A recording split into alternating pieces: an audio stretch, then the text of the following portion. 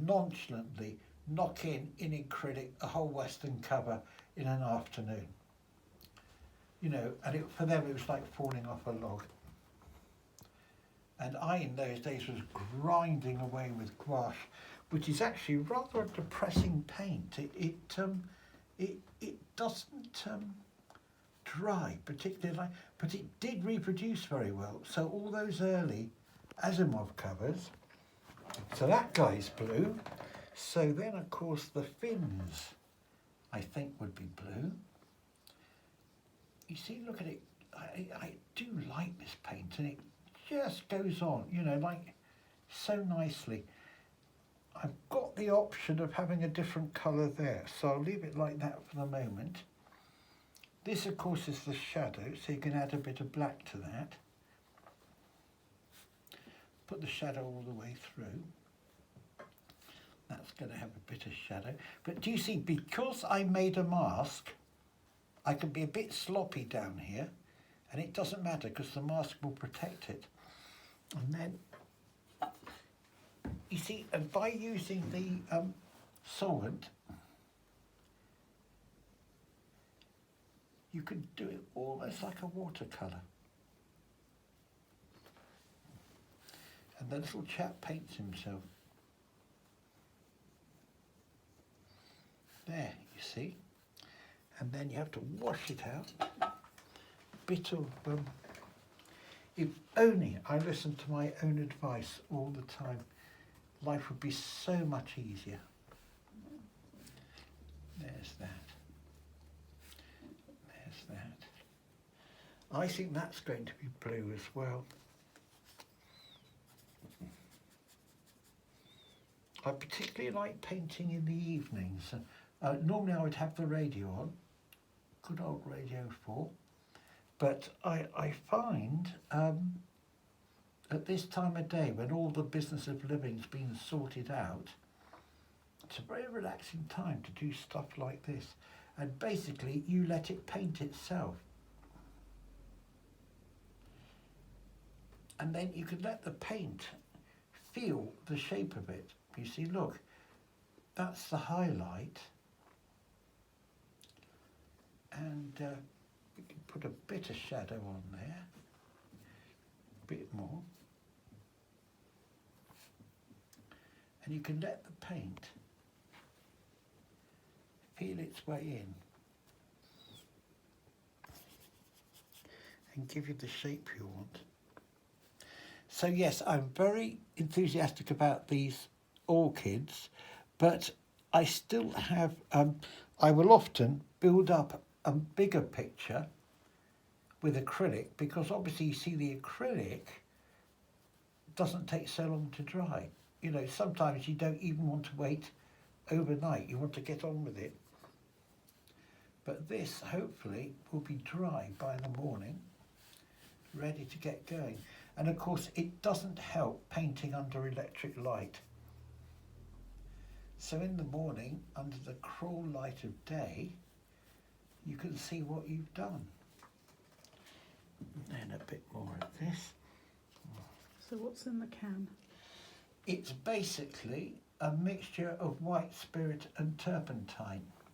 But of course, orchids do their very own liquid, which is extremely good. But I discovered more by accident than by design that white spirit, which of course is dramatically cheaper than liquid, seems to have the same effect. And basically, I find it dries the paint quicker. I don't know why that would be. But of course the liquid does. So when I do the final top coat, that's when you would use liquid, because it gives it that a gloss to it and quite a nice finish. But this griffin is a pleasure. You see, look, I know this is just a rough, but I've got the shape that I need. Look at that. And you, well, I personally have an awful job trying to do that with acrylics.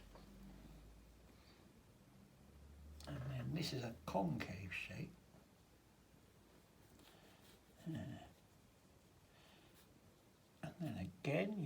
job in the white. Their white is very good. Mind you, the best white is the oil painting white. So if I'm not pushed for time, I would use proper white oil paint. And that would, there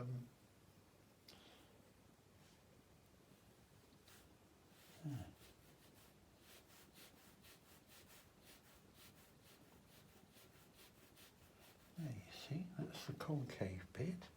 These I think will be red. But so this is the one disadvantage of this.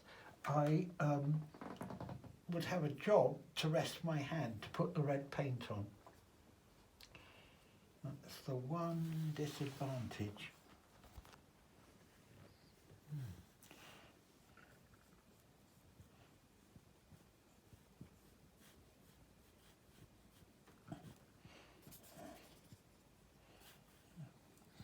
But again, it goes on, provided you see I've prepared this surface, I've already given it two coats of acrylic, then I've sprayed it to fix the line work. But it's very forgiving, this paint. Look, you see, I couldn't be asked to wash the brush out, and then look, it's giving me the highlight. There you go. If I'd washed the brush out, it would have gone on that much better. Here we are. And sometimes you want a slightly harder line.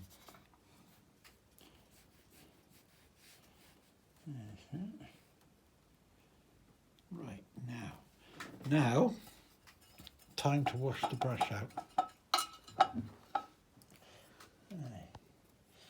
My brushes desperately need replacing. Do wash out your brushes after a session. Take it from a lazy old lag. You neglect your brushes at your peril. That will do. It will have to have another coat on top, and then, because I'm going to go a bit thicker, you see, look at the state of these brushes, absolutely terrible.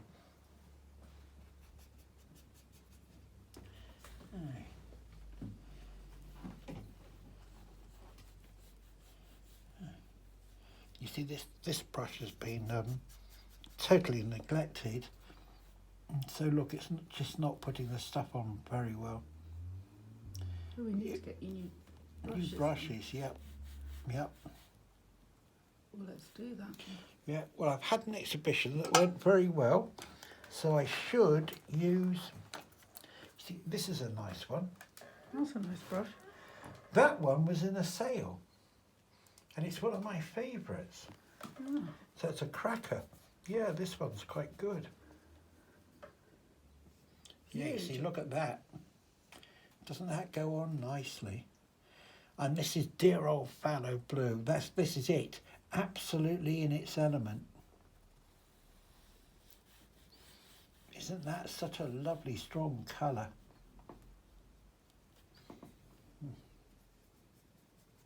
But I'm using this as a guide.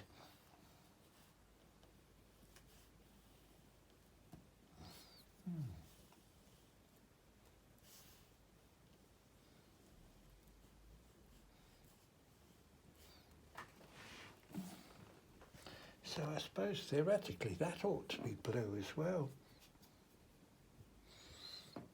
So I'm putting it on now, and it's warm in the room, so with a bit of luck this will be dry by the morning and I can put another coat on.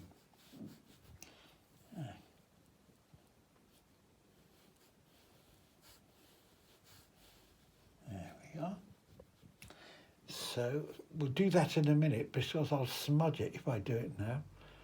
Now what I've got to decide to do is, I'm tempted to have that blue all the way through here, and then we have a different colour through there.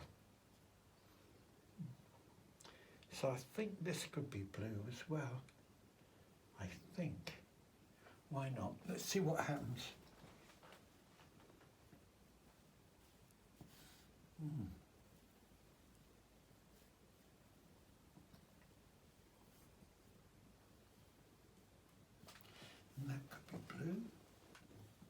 This is a nice brush. Now you see, if I looked after my brushes, they would all paint like that. There. Now, and then I got to, red would be too strong. I think a whitey yellow, the same as this, might do the trick, because they should be red. Or it should be pure white, but then that wouldn't stand out. You see, I like that whitey yellow. Let's have a look. I think probably a whitey yellow. Why not? Let's see what happens. With a touch of sienna.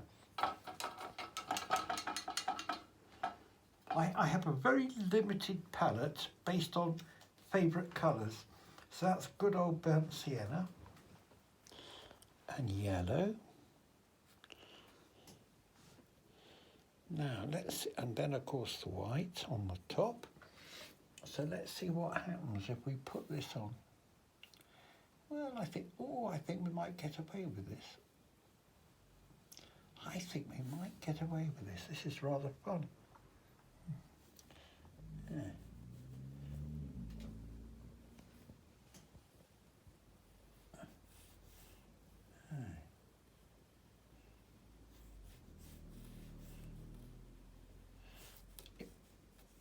Then what I can do is I can adjust the background.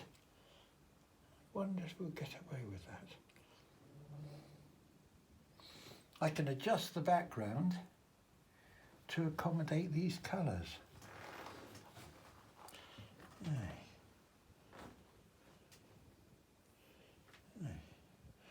There'll be a lot of backwards and forwards on this, I think. You see, look how nicely that liquid just gels into each other. You can be quite naughty and not bother mixing it. I tend to mix the paint on the painting, which I'm sure is not the right way to do it. But it seems to come out all right, you know, when you do that.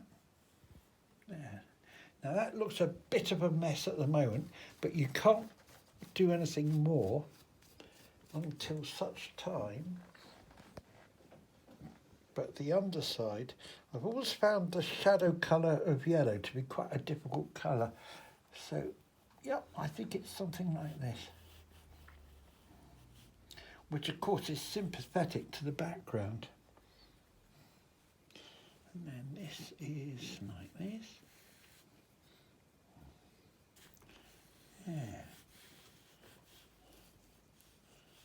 Makes such a difference if you use a mask. And then let's try this. This is, of course, the undercoating. You know, the proof of the pudding will come in the upper coats, which could take a bit of time to get right. I think this could be this yellow as well. Let's do that. And then this one.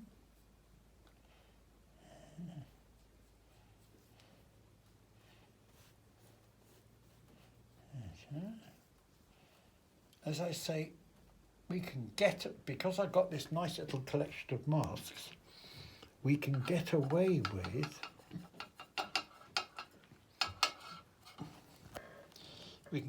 these colours because all you do is to adjust out the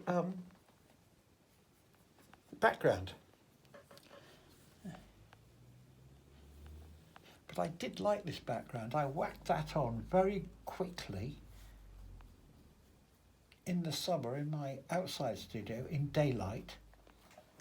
You see, look, that needs to be darker. So I'm reluctant to interfere with it too much.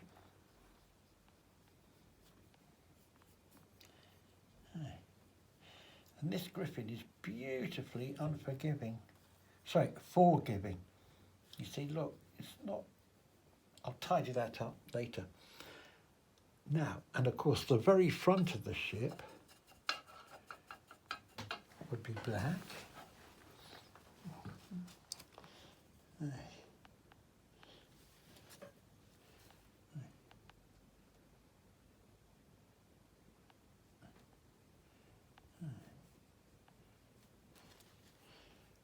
a highlight on the front, like that.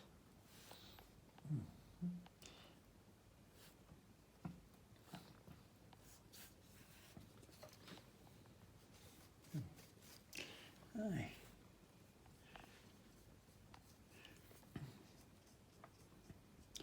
So again, that would be adjusted when the time comes.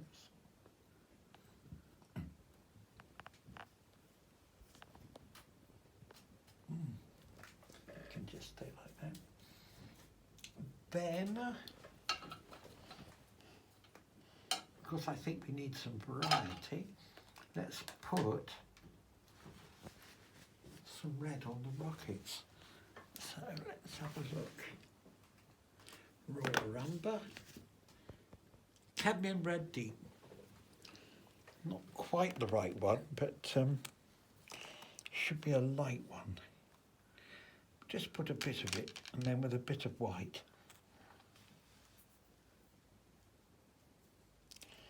Deep. Let's see what we've got.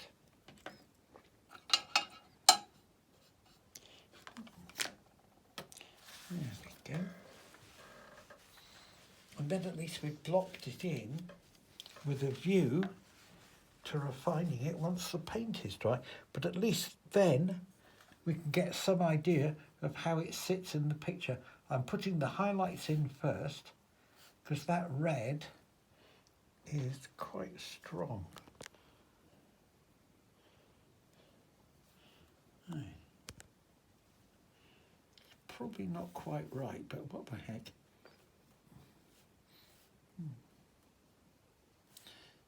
Any colour except white will do at this stage. So then let's pop the highlight in. You see this lovely Griffin paint, you can be quite, you know, you can whack it on. And it does merge in quite nicely.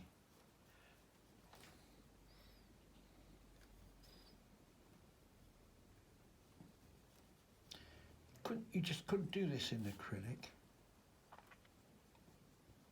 There you see, look, and then all you need, it does look a bit funny at the moment, but that's because it's not been rationalised. It's not a colour scheme I've normally used, so, but then the whole painting's not one I would normally do. So it's rather nice just to,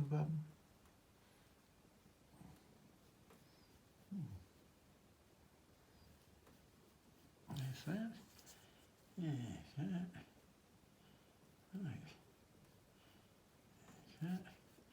And then, you see, if it's shiny, you leave quite a hard highlight, like that.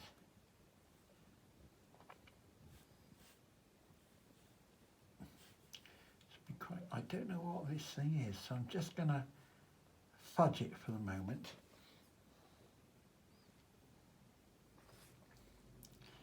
Here's this guy.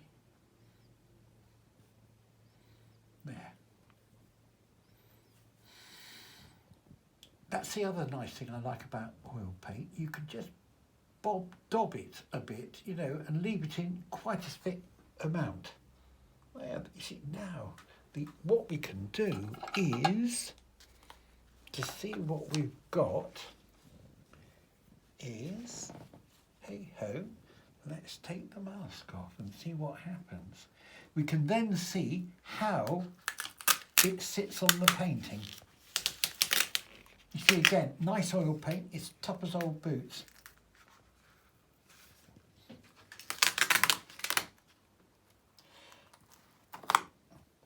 Yeah. Now, that obviously looks a bit rough, but let's put the mask safely out the way. Once that paint is dry, I think that could be a colour scheme that we live with. I can see exactly what I've got to do. I've got to have much brighter light. I've got to have much brighter light on these upper surfaces, so the yellow and the blue will have to merge, but that's a really easy thing to do once the paint is dry. So all I'm going to do now is just tidy up the bits. But at least I know where it's going. So at least now, look, I can now go back to this, which is all dry and ready to roll, ready to accommodate what this shows. Now this, I hope, will prove how good that orchid is. You can simply look. All you have to do is wipe it. Look. Look at that. Can't do that with acrylic. And then it doesn't matter if you pick up a bit of a darker colour, because you simply merge it. Look at that. There's that. Now this is interesting. Look, it had a second tail plane. I might put that in again. Yeah, it gives it a bit of depth. Look. If that was a tail plane there, to match this one, there, it gives it a bit less of a flat fish-like shape.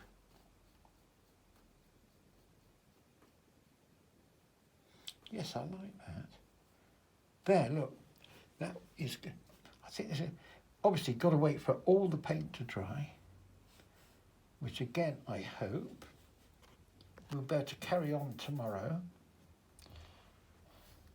Don't know what this is, but we'll just add it on the back anyway.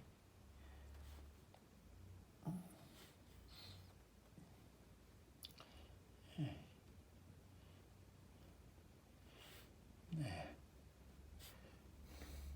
And I think that would have to be tidied in.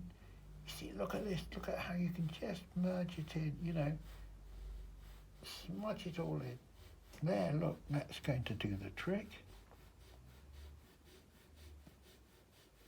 There, look. I think that will do for that bit. Yeah. Right, so that now will have to dry. And tomorrow we can get started again.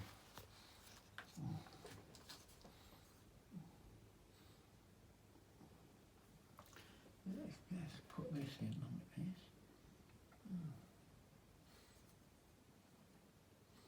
This is going to be a nice picture. There is that. There. This could be quite an interesting shape. It's going to take a lot of work, but then that one did. That one went backwards, forwards, backwards, forwards. And while I'm here, and while I've got the paint on the palette, this is exactly how you highlight things. I've got to get this really clean.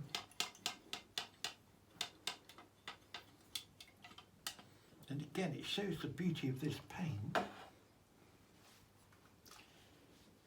I want that to really stand out up there. So,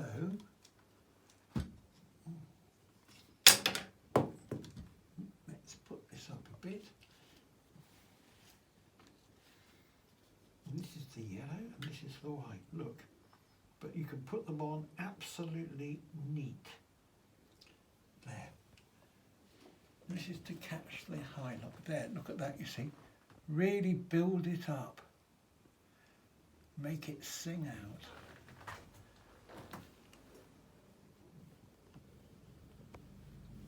There, look at the straight. I do like this paint so much. There, you see, look. And that's the secret with this oil paint. You have to build it up and build it up, you see. There. Then, of course, that will have to be detailed. But it's quite a laborious business, as you can see. You know, it doesn't happen overnight. Yeah. That can go into there like that. This, obviously, once it's dry, you run over it with a fine brush to do the detailing.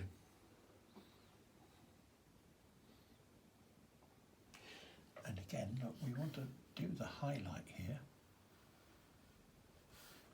There, look, you see, now we can get the highlight in, as you can on that bit as well. And then you need a dry brush for this. There.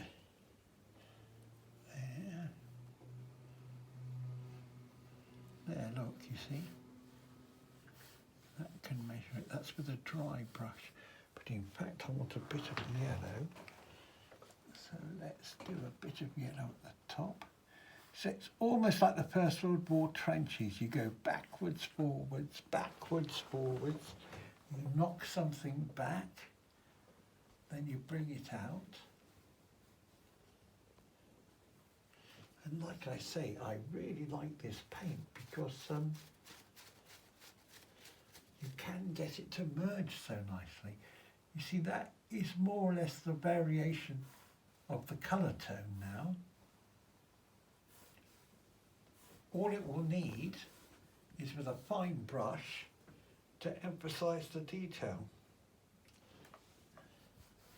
And this one will be the same. There's obviously some sort of shadow going on there.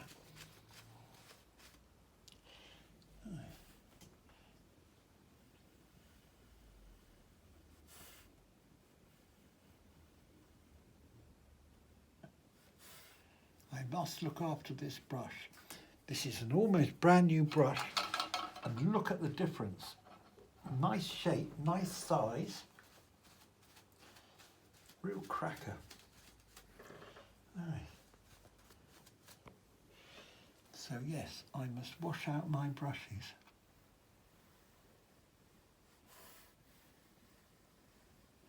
That will do for that. And a bit of highlight here, just to richen the colour.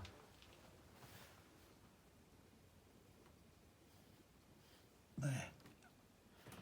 And then a bit more up here.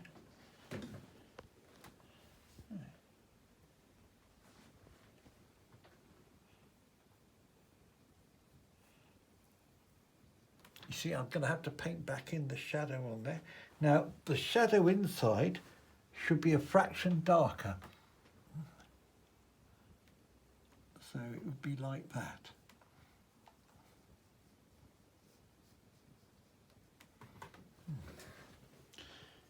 Just a fraction darker.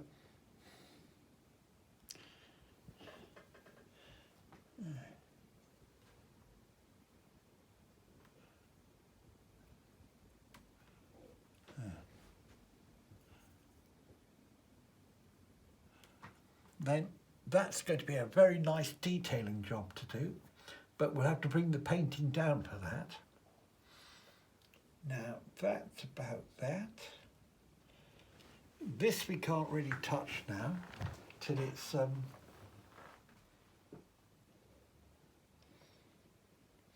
not going to paint the background yet, so that we can't do. This would be the next bit to do. That I can mark in. What I'll do is now, we're getting towards the end of this session, so this is like setting it up ready for the next day. I think this is the one. Yeah. I like coming in the morning and looking at what I did, because obviously, especially with the light of day, now this guy is going to need a lot of work. You see, look, the circle is fairly hopeless. So this is a good time to try and get that circle right. See, it's all dry now on here. So, and like I say, this lovely oil paint, tough as old boots, you can really knock it around. Yeah. That's more or less right for the circle. And then you've got to do the outer bit. This is where I really, really miss my templates. Because, you know, with a template, I'm ashamed to say it would be so easy to get that circle right. Like this, it's a bit hopeless. So why don't we use? Because they don't exist, not at this size. Ah. You can't. Well, I have some in England, but even the largest one of those wouldn't do a circle this size. The only way to do it would be to draw it onto a piece of paper and then cut it out, you know, enlarge it in a photocopier and then cut it out. But, you know, I'll get away with it. I'll do it. My circles more or less make sense in the end.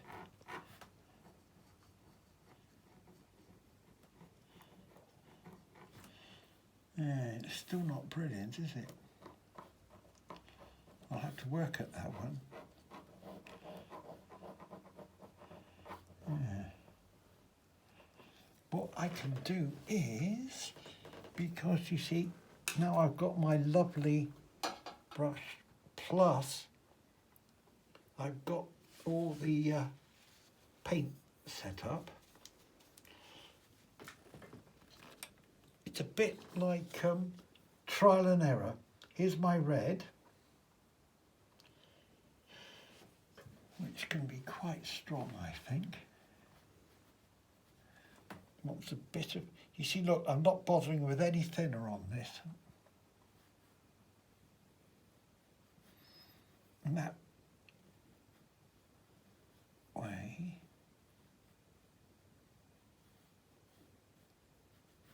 I can go backwards and forwards. The whole idea, the markings on this tower, on this assembly, should be very strong. So I'm going to have to really work at it. Right. Because that is a hopeless circle at the moment. Right.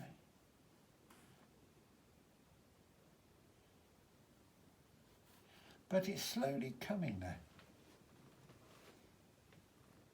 Because sometimes the distortion caused by the human eye can be quite good. I mean, that is, for example, when I was working on the various films, now, of course, so much of the design is computer generated, but of course it did give a rather blasé finish.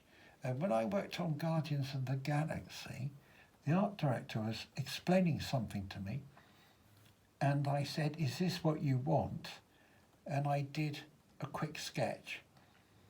And one of the computer whiz kids was there, and he simply said, "Chris, that would take 3 days on a computer."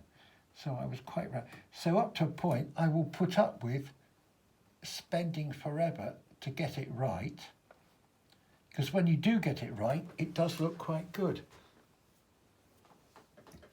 So we've still got to give it another go. It's paint that out. Look at this lovely paint. Look how you can just go over it and over it and over it, and look at the lovely finish it gives. And you can paint stuff out, and then you can paint it back in again. There, look, you see, still not quite right, but certainly better than what it was, as Mr. Walker used to say. And this is to suggest a sort of a lip on the top. And again, you can do it with this lovely paint. Look, you can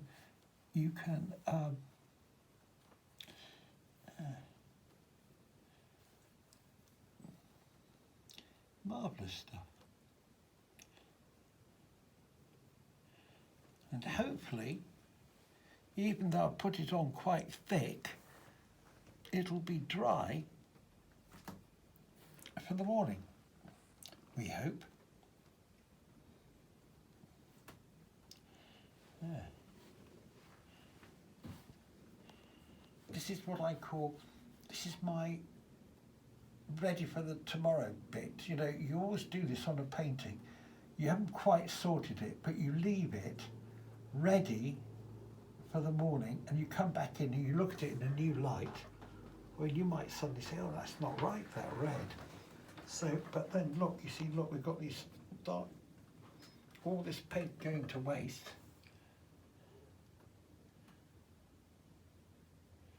Tight-fisted old git. I'm not going to waste paint, you know, let it go to waste. A tube of paint, with most people, barely 1/20th of that tube of paint ends up on the canvas or the board. The rest of it dries on the palette. That's not quite right like that, but it doesn't matter.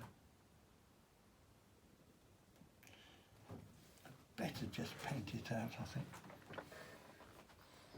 But we're getting there, that's the important thing.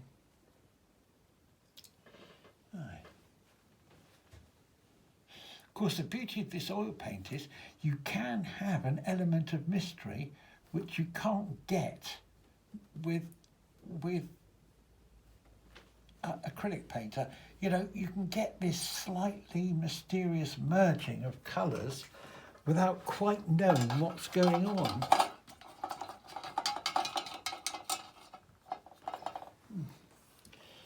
So we'll do just this bit, and then that's it till the morning.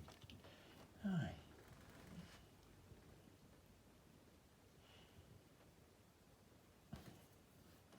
The whole idea of this particular design is to emphasise some incredibly strong light. And people have asked me why, you know, the science fiction, and I think a huge influence must have been the light here in Guernsey. I mean, in the summer, we do get an incredibly direct light, piercing. I've had paintings leaning against the wall, and in the course of one summer, if part of the painting is covered by another, you can see the line of the one painting on top of the other. Well, I think I'd better stop, because otherwise I'll be at it till the cows come home. I can already see I've got to change that a bit, but maybe it's not such a good idea, but what the hell. And then that's it. It's funny, whenever I'm going to stop, there's always just that last bit, and that last bit can go on for an hour. Yeah, you see, look, I've overdone it now. So really, I should have stopped. Right, that's it for tonight. There.